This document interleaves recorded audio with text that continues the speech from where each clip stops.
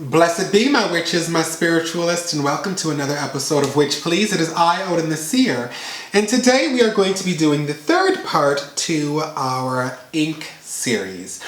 And today's ink is going to be bat's blood. Now, you may be asking yourself, well, what would bat's blood be good for? Now, bat's blood is wonderful when it comes to domination work, hexing or removing hexes. It is great for when it comes to protective magics. Anything that you need to do or you want to do where there's more of an aggression in it, where there's more of a dominance to it, when there's more of a focused intent, almost creating or projecting your will into a situation. I've had people say to me before, oh, is it more like a darker magic type of ink? And I would say you could see it like that, but you need to understand it's all about the intent of the practitioner. You see, anything that can heal can also curse. Anything that can bring happiness can also bring sadness. So it's really the intent of the practitioner. Now, when you're using a dragon's blood, as I said, dragon's blood is good as an all-around type of ink. Dove's blood is great when it comes to the higher selves and transformation and love and all of these other types of things. Whereas when you're looking at a bat's blood, you're looking at more of a control and a dominance and a hexing and a removal of hexes and all of these other variables. So it is a very, very powerful type of ink. You are going to need the isopropyl. Okay, and this is 99.99% alcohol. This is not rubbing alcohol, y'all. Remember, the stronger the alcohol, the more it's going to be able to keep the dragon's blood in a liquid form. Now, I'm going to go a little further here and show you. So this here is the bowl that I use to make my inks. If you notice on here, I don't know if you can see that, right? There is some ink. Now, even on the spoon, if you take a look at the spoon, right, there is this darkness to it. A lot of the times people will use gum arabic in making their inks. And the reason for using gum arabic is because gum arabic is water soluble. And gum arabic will actually kind of thicken up water. Whereas this one here, you don't have to use the gum arabic in it because you're already going to come out with a dark colored product that will be able to have the same kind of consistency as a dragon's blood without having to put in these other variables. All right, having said that, what are you going to need here? So we have our master bottle, okay? The first thing we're going to be putting in is we're going to be putting in some calamus root. If you want to have control over a situation, you want to have a dominance over a situation, okay, this is what you're going to use the calamus root for. Calamus is great for asserting your dominance in a situation, for allowing the will and the core fundamental, whatever it is you're trying to manifest, being able to project that and hold that very strongly in that space. And this is what you want to do with your bat's blood. You want to be able to really project it and make it solid. Okay, so if you're doing any kind of dominance work, if you're doing any kind of hexing work, if you're doing any kind of, intense work where you need to have that kind of strong will, this is why we're going to be adding in the calamus root. So I'm going to drop a few pieces of calamus root in the bottom here. The next one we're going to be using is the cinnamon, okay? Cinnamon is very, very powerful when it comes to making manifest on this plane of existence. Okay, we're just going to drop that right in there. It's a swift-acting type of botanical. It's also very protective, right? And it's protective in an active way, which is very, very important. Cinnamon also has the tendency and the power to be able to shift a reality or a consciousness, right? To allow people to see what you choose to have them see. The next thing we're going to be using is some lavender. Lavender for luck, honey, lavender for luck. And I know some people will think to themselves, I want it to be hit hard, right? Honey, the thing about it is if you hit something hard, what you need to understand is it may become more noticeable. And do you want it to be noticeable? Some people do, and if that's the case, then you omit the lavender. For me, on the other hand, I like it to be more of a very gentle type of way of doing it. I still want it to be potent, right? I want to bring in the element of luck. I still want it to be potent, but I also want it to be a gentler type of energy, something that's not going to set off alarm bells in people. When you're doing magical workings, especially when it comes to things like a certain dominance and so on and so forth, you always have to take into consideration too, if you allow people to know, if people all of a sudden realize something is going on, then you're going to have to continue doing other types of workings to be able to offset this noticing of what's going on. So we're going to be adding in a little bit of this lavender. Now, cloves are another great dominance type of energy, and that's why I want to use that. Cloves are good also for heating up. It also allows people to feel comfortable with the situation. Because another thing you want to understand is if you're using a bat's blood, you want there to be a comfortability with these transformations. Now again, this doesn't necessarily have to be something that's a negative thing. Okay? If someone's having a hard time being able to come to terms with something, you can use a bat's blood for that as well. You can use a bat's blood to allow them to be able to take these transformations, right? Instill a willpower into it, to be able to roll with the punches. Right? You're only limited to your own imagination on what you can use these for. And another reason why is because clove to me is kind of in between a cinnamon as well as a calamus root. It has the dominating effect, it also has the active and powerful and protective effect, but it also becomes that comfortability. It brings in that comfortability with these transformations. And when you bring in the lavender on top of that, right, that balances out these energies, you end up with a product that is very powerful when it comes to any kinds of magical workings where you are taking more of an active approach in these transformations. So we're just going to add this right into our master bottle here. We have what we need for the basis of our bat's blood ink. So let's take our isopropyl here and fill up this master bottle. Y'all, tight. You want this to be tight, okay?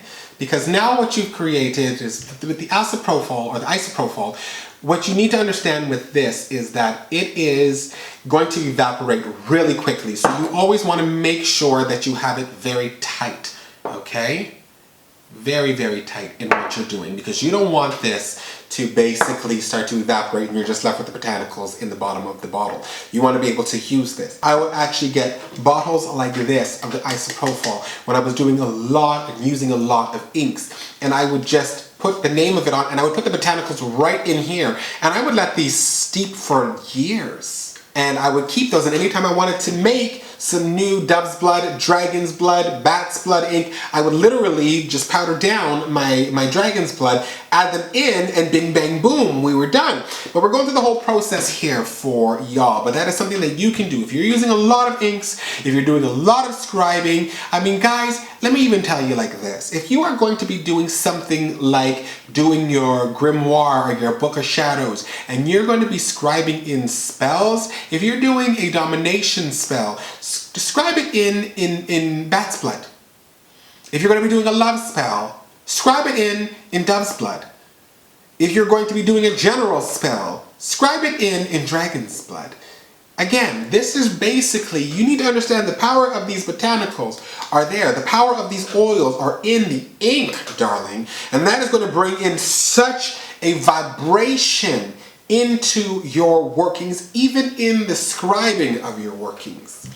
All right, so what I'm going to do now is I'm just going to leave this here. Now, again, you can leave it here at least 24 hours. So I'm going to leave this in for 24 hours and I'm going to finish these up. We are back, my witches, and we are finishing up our bat's blood ink. So now what we're going to do is we are going to go through this process again. This is real dragon's blood, y'all. That's more than enough. And we're going to powder this down.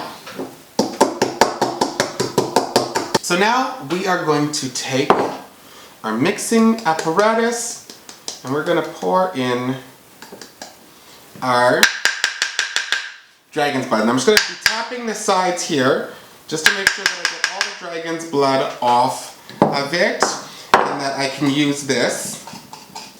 Next thing we're going to be doing is we're going to be taking the base to our bat's blood, and let me put on my protective gear and my gloves because it does stain and the isopropyl is rather strong, and if you're not careful, I've heard of people actually passing out because of it, having respiratory problems because of it, so you really want to ensure your safety when working with this, okay? And we're going to pour. All right, and we are going to start to mix this together.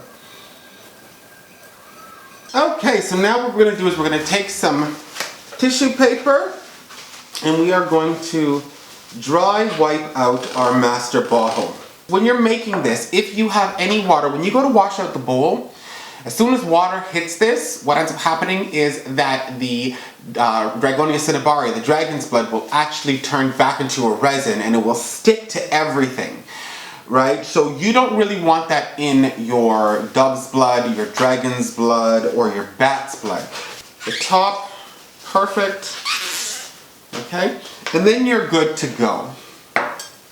And another good thing about using this is that when you use the correct ingredients, you don't have to use any other resins in it. You don't need to use a gum arabic. You don't have to, unless that's the purposes that you're using it for. If you want to use gum arabic, if you want to use myrrh, if you want to use frankincense, if you want to use whatever it is, then use it for the purposes, not because it's a substitution to fix something to get the consistency you want. That's not the vibration you want to be putting in your magic, okay? You want it to be focused like a laser beam, right? And you want everything that you put in there to be an intent for your workings, not necessarily an intent to support your working. If that makes sense to you guys, right? It's very important for us to really try and complete this in the most pure way that you can, right? So you're focusing the intent. Now, don't get me wrong, I have actually used before when I was making ones with waters and distilled waters and so on and so forth. I've actually used gum arabics and so on. But I've used those for specific purposes in my magical workings. But whatever feels best to you, you do that. I'm just trying to give you the skinny here so that you can be able to create your own craft the way you like it. Now guys, remember, you don't want to waste any of the heavy or thick part that has not dissolved. I find this happens a lot. People are like, oh, I like the color, I'm not going to put that in there. And that would make sense. Oops. I'm spilling it everywhere. And as I said, they don't want to put that in there because they really don't want to have anything floating in their dragon's blood or dove's blood. And that would make sense. But again, that would make sense if you are not using the right ingredients. If you're using the right ingredients, you don't have to do that because this will dissolve. So that means that you don't have to waste any of your dragon's blood, that it's no longer usable because now it's formed into something and it has isopropyl in it and all that other kind of stuff. You don't have to go through that. Now, because you did it properly, you can just put everything in there and leave it alone and it will take care of itself. And the power behind even doing that, my witches, my spiritualists, I'm just topping this off right now. The power behind that is that you create a vibration of things working on their own towards your goal. My witches, my spiritualists, never ever underestimate the power of sympathetic magic, okay? If you are working on something and you're using dragon's blood or dove's blood and you know on its own, because you prepared it properly, you know that what it's doing is it's going to work on its own towards something, it's completing itself, that vibration is going to continue on into whatever workings you're doing. My protective talismans, I will do them in bat's blood ink. I will do the majority of my strong intention work in bat's blood ink. All right, my witches, my spiritualists, and that is our episode for today. If you have not pressed subscribe, you know you need to press subscribe, join the Witch Please family, and do not miss out on a thing. You can follow us on Twitter, Tumblr, Instagram, as well as Facebook. You can always send me a personal email at witchpleaseofficial@gmail.com, or you can leave a comment below. Don't forget to press that bell icon so you're notified when a new video comes out, because you know you don't want to miss a thing. I said it before, my witches, my spiritualists, and I'll say it again. It is a pleasure to have you in my world. It is an honor to have you in my magic. And you are always in my heart. I will see you again in another episode of Witch. Please. I love you, boo-boos. Bye-bye.